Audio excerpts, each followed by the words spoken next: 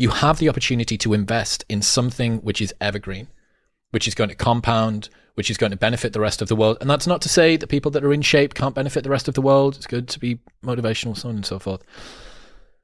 But especially for women, I think. There was this story about Polina Porikova, who was a supermodel back in the 90s, 80s and 90s.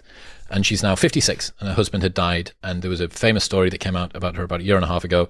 And she was lamenting the fact that as a 56-year-old, she walks into parties and none of the guys look at her anymore because they're all distracted by the 23-year-olds that are in the room. And she was saying, a lot of my self-worth, I feel really terrible and so on and so forth.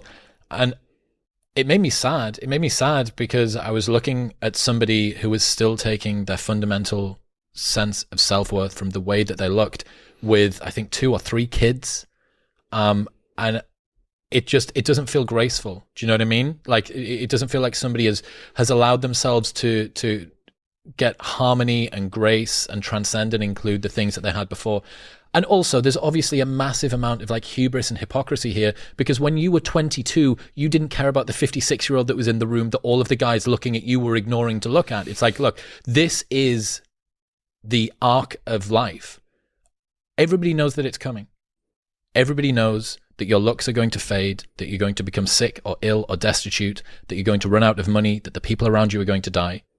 And all that you're going to be left with is the power of your thoughts, right? Mm-hmm. How much resilience do you have that you can rely on so that when the hard thing happens, you have somewhere firm to stand? And if the firmest place that you have to stand is, I am single-digit body fat, you're in for a hard fucking time.